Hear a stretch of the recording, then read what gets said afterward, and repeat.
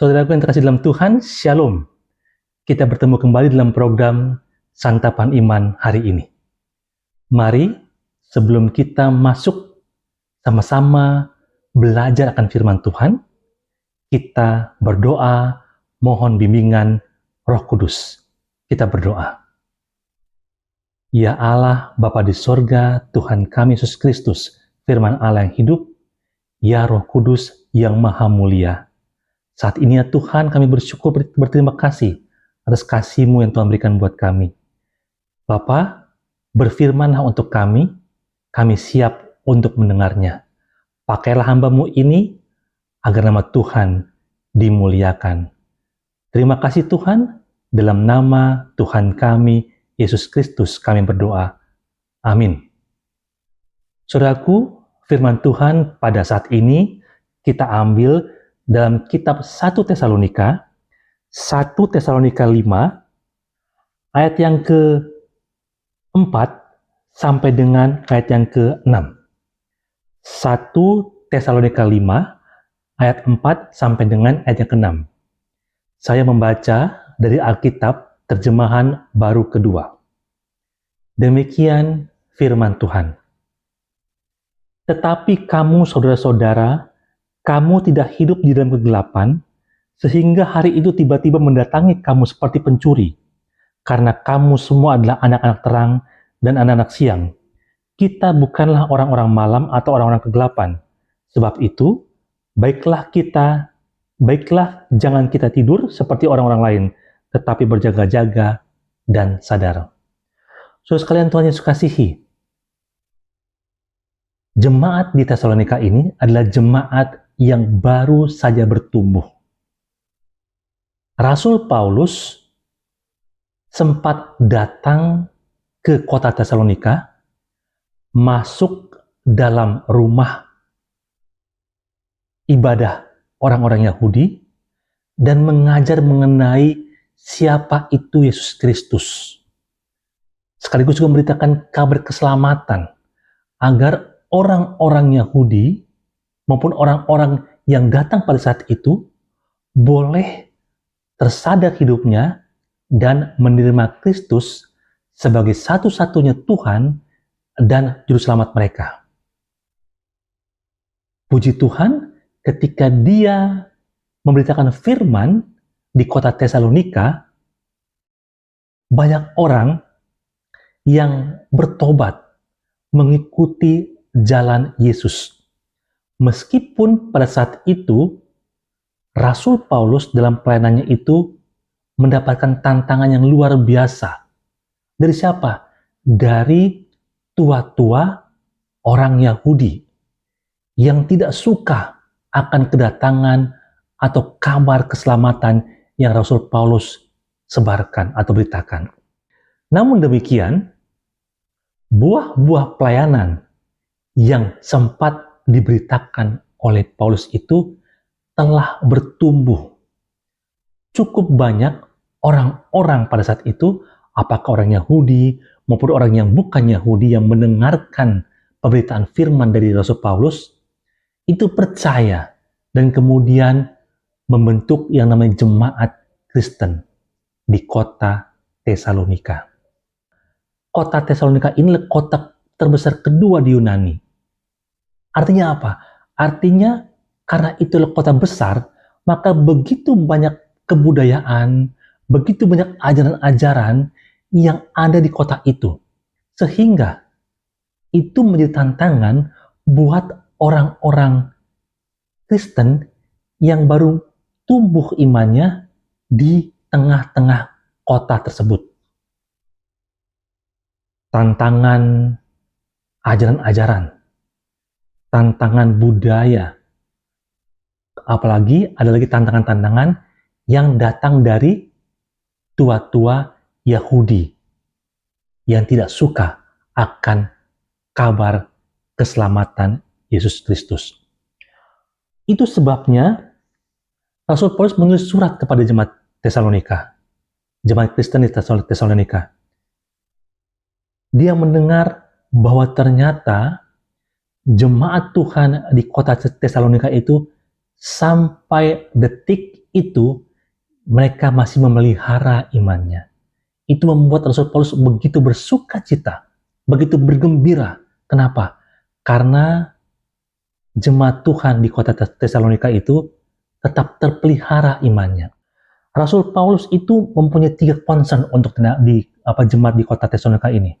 Yang pertama, Rasul Paulus ingin mengingatkan pada jemaat Tesalonika bahwa tetaplah kuat imanmu meskipun engkau berada di tengah-tengah godaan, di tengah-tengah cobaan, bahkan mungkin di tengah-tengah ancamanmu sebagai pengikut Kristus.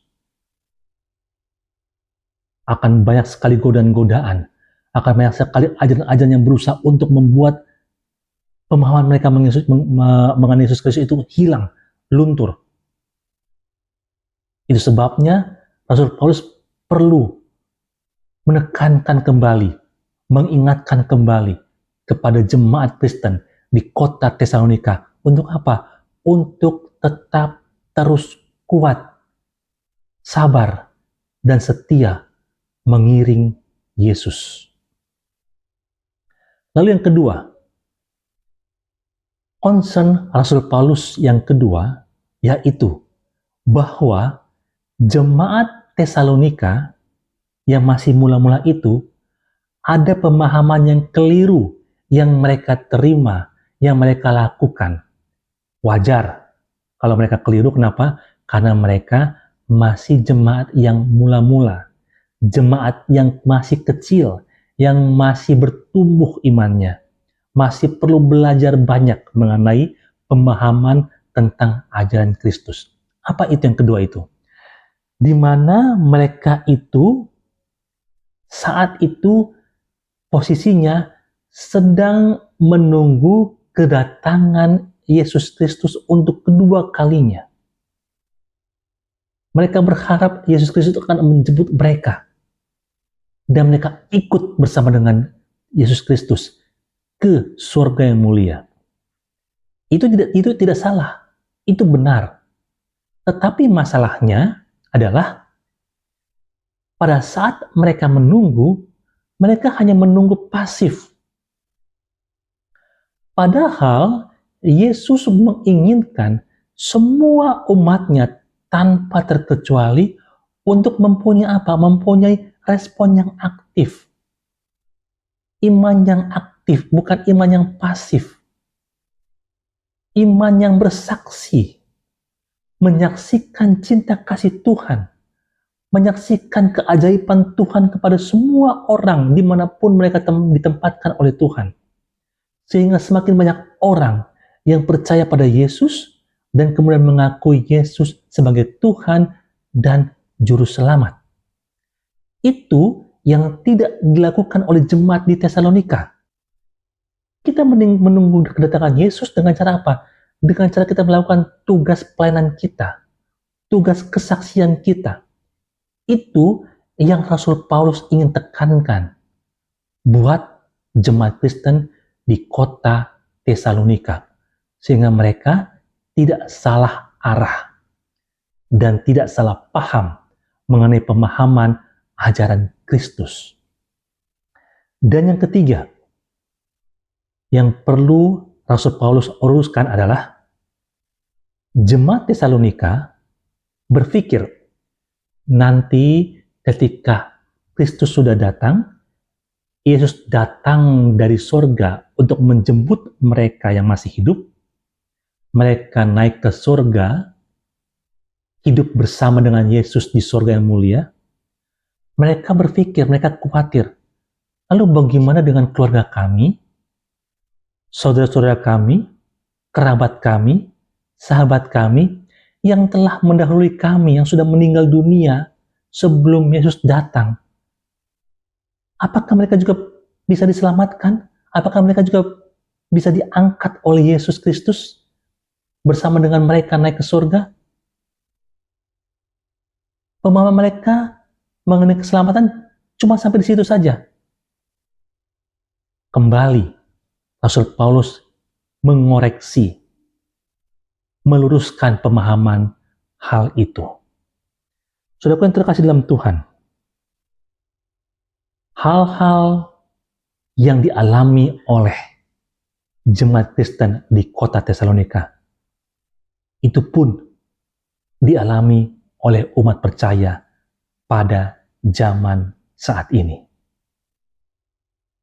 Kita hidup di tengah-tengah dunia yang bermacam-macam kultur, bermacam-macam kebudayaan, bermacam-macam ajaran-ajaran. Baik itu ajaran-ajaran yang sesuai dengan kehendak Kristus, maupun ajaran-ajaran yang tidak sesuai dengan kehendak Kristus. Kita akan diperhadapkan dengan apa? Dengan cobaan-cobaan. Dengan apa? Dengan tantangan-tantangan. Baik itu tantangan di internal kita, maupun eksternal kita. Seringkali, cobaan-cobaan itu dipakai oleh iblis untuk apa? Untuk menjatuhkan iman percaya kita. Sehingga iman kita pada Yesus Kristus pelan-pelan akan luntur. Oleh karena apa? Oleh karena tantangan-tantangan. Tantangan-tantangan itu banyak sekali macamnya. Bisa mengenai ajaran-ajaran yang tidak benar, yang jelas-jelas menolak mengenai Yesus Kristus. Yesus itu bukan Tuhan, Yesus bukan Allah, Yesus itu bukan juru selamat, dia hanyalah manusia biasa. Ajaran. Atau tantangan-tantangan yang apa lagi? Mengenai jabatan, mengenai kekuasaan, mengenai sifat material yang bisa membuat kita tergoda. Sehingga kita dengan santainya, dengan entengnya menanggalkan iman percaya kita hanya demi kesenangan-kesenangan material duniawi. Hal itu sama dengan apa yang dialami oleh jemaat Tesalonika. Firman Tuhan saat ini dalam surat Rasul Paulus kepada jemaat Tesalonika ingin mengajak kita untuk tetap teguh dan tetap setia dalam iman kita kepada Allah kita satu-satunya, yaitu firman Allah yang hidup, Yesus Kristus Tuhan, Juru Selamat, penebus dosa manusia. Rasul Paulus ingin mengingatkan kita semua, termasuk jemaat Tesalonika pada waktu itu, untuk tetap setia mengiring Tuhan, untuk tetap setia mempertahankan iman kita, dan jangan mau digoyahkan oleh apapun tawaran-tawaran dunia yang diberikan dan disodorkan oleh sang penguasa kegelapan, yaitu iblis atau setan itu sendiri. Saudaraku yang terkasih dalam Tuhan, satu hal Rasul Paulus ingin ingatkan pada kita bahwa ingat, di dunia ini kita tidak sendiri.